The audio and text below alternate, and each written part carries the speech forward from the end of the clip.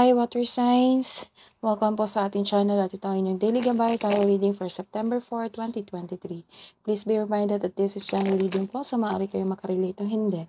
Just take what resonates. Gamitin ang reading na ito bilang gabay lamang. Balik po kayo dito bukas para sa ating daily gabay tarot reading for August 5, 2023. Please like, subscribe, and click bell button para updated po kayo sa daily tarot reading natin. Maraming salamat po. Spirit guides, ano po ang energy today ni water signs, Cancer, Pisces, and Scorpio po. Ngayong araw na ito, September 4, 2023.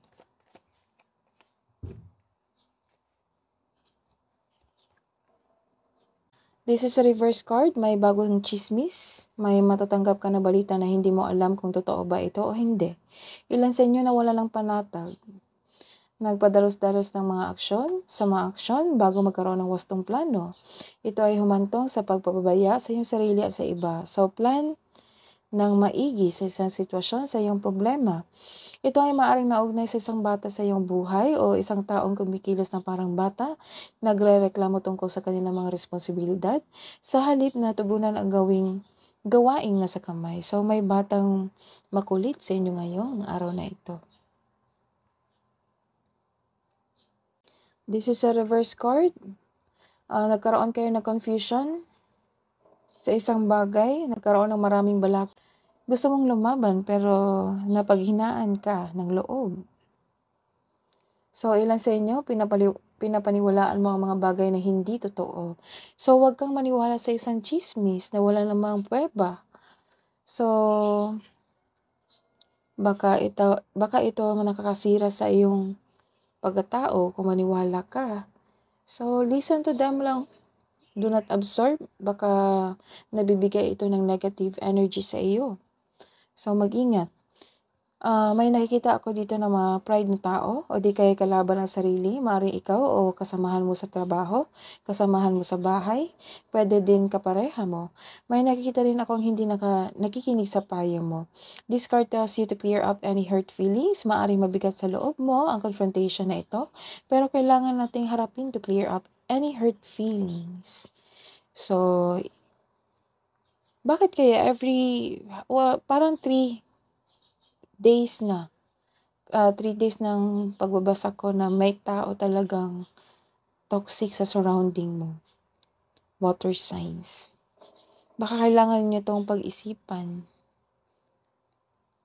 Kasi some of you na hurt kayo sa mga pangyayari, sa matigas ang ulo, ganun. So, kailangan pagbalansihin nyo inyong emosyon. So, what's the advice po from Spirit guys? Advice nyo po kay water signs. Mystic healer. Healing energy flows through you. So, heal yourself. Do not absorb the negative energy. Grounding. Go deep. Explore your roots. So, this is the advice na do not listen sa gossip, sa mga backstab, kasi hindi mo yan gawain. So, do not listen to them na wala namang pruweba, walang proof. So, heal yourself. Pag-isipan na mabuti, pagkaroon ng pagbalanse. Let's see your career and money. Water signs, Cancer, Pisces, and Scorpio.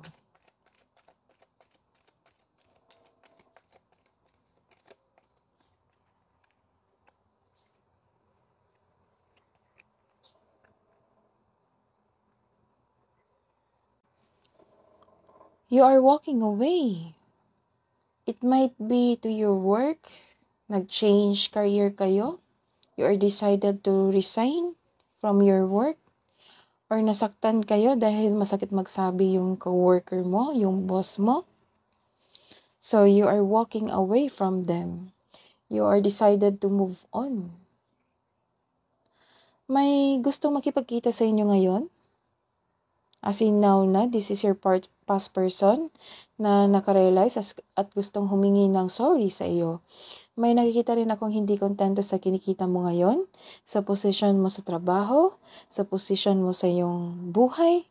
Kaya you are walking away and move forward to look better, na magkaroon ng financial stability or financial growth or career growth.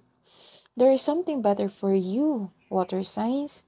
Kaya itong disappointment na ito is temporary lamang. So this card is growth. Nagkaroon ng growth because you walk away. You are moving out from your comfort zone. So nagkaroon ng career growth, financial growth. Nagkaroon ng mahabang pasensya sa iyong tinanim or sa inyong tinanim na bagay na magkaroon soon ng magandang result kasi nagkaroon ng hard work sa inyong trabaho. So, darating ang panahon na magkaroon ng harvest, ng magandang harvest. Malapit mo nang maabot ang iyong goal sa buhay. Parating na ang resulta sa iyong sipag at tiyaga. Naghihintay at malapit ka nang mag-harvest. Let's see your love and romance. Water signs, Cancer, Pisces, and Scorpio. Ngayong September 4, 2023.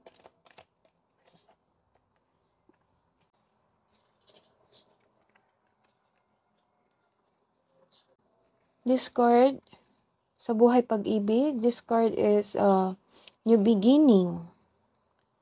New beginning, malapit na matapos ang inyong kontrata, malapit ka nang mag-ani ng abundance, may parating na abundance because you are moving forward. So this is the result, nagkaroon ng new beginning sa inyong buhay pag-iibigan, sa inyong buhay karera, nagkaroon ng abundance for sure. May parating na blessings, it might be some of you buntis.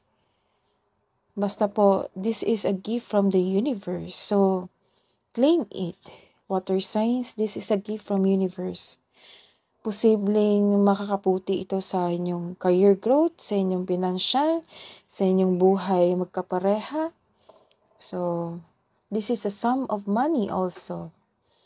Pwede rin take ka ng first step para ma-increase yung kaperahan mo.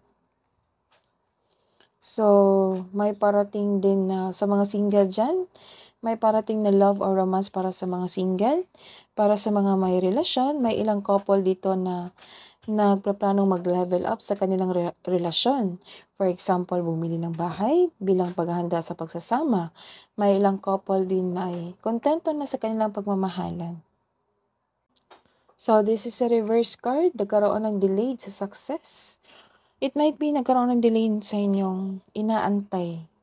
So, this is the confirmation na nagkakaroon ng delay pero darating yung gift from the universe, yung blessings, yung opportunity sa buhay pag-ibig.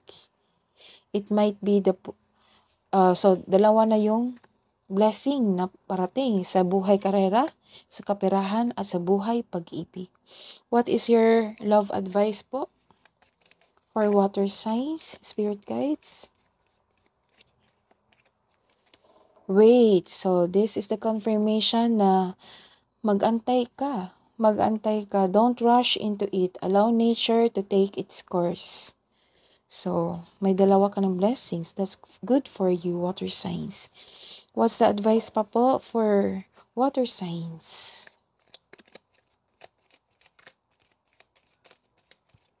September 4. Beyond the ego, surrender to the flow of life. So, this is the second card na magkaroon kayo ng be calm.